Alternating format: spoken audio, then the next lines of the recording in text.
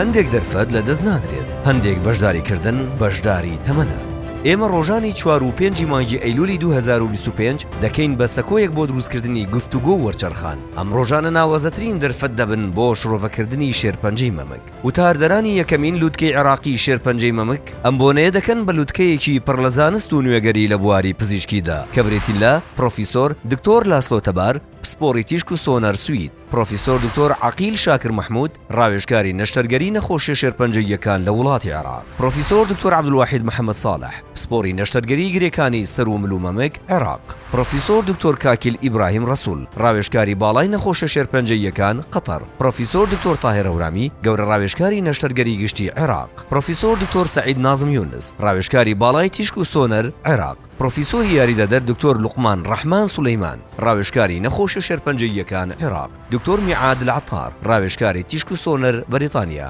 دکتۆرە چنار عەلی سنجاوی، پسپۆڕی نەشتەرگەری گشتی عێراق، پرۆفیسۆر دکتۆر فاروق حەسەن فەرەج، پسپۆڕی نەشتەرگەری گشتی عێراق، دکتۆر عومەر لەیث قاسط، ڕاوێژکاری شانەزانی ئیمارات، دکتۆر جەلیل ساڵح عەلی، پسپۆڕی چارەسەری شێرپەنجە بە تیشک عێراق، دکتۆرە ئاڵا عەبدولقادر شاڵی، ڕاوێژکاری تیشک و سۆنەر عێراق، دکتۆر گۆران ئەمیر ئەحمەد، ڕاوێژکاری نەشتەرگەری و جوانکاری مەمک بەریتانیا، دکتۆر ئەنعام عەزیز خەلیل ئەلتەمیمی، پسپۆڕی باڵای تیشک و سۆنەر عێراق، دکتۆرە سەحەر باسم ئەحمەد، ڕاوێژکاری تیشک و سۆنەر عێراق، دکتۆر مستەفا حەمە ئەمین عەبدولقادر، پسپۆڕی شانەزانی عێراق، دکتۆر یەعلا سەعدی ڕەئوف، پسپۆڕی نەخۆشیە شێرپەنجەییەکان عێراق، دکتۆر هەڵوان عەبدوڕەحمان، پسپۆڕی نەشتەرگەری گشتی عێراق، دکتۆر سەلام سڵاح جومعە عەلام، پسپۆڕی نەخۆشیە شێرپەنجەییەکان عێراق، دکتۆرە ڕووناک عەبدولقادر مەجید، ڕاوێژکاری شانەزانی عێراق، دکتۆر ڕۆژگار عەبدوڵڵا خەیلانی، پسپۆڕی بۆماوی پزیشکی عێراق، دکتۆرە لانە ڕێزان عەبدولعەزیز پشتیوان، پسپۆڕی دێرینی تیشکی مەمک عێراق،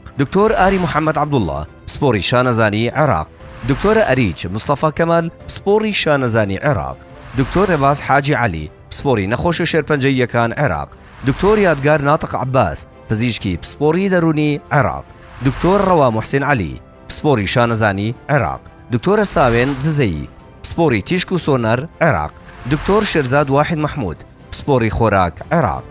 یەک لووتکە، یەک گفتوگۆ، کلیلی داهاتوویەکی ڕووناکتر، ئێمە ئامادەین بۆ گۆڕانکاری.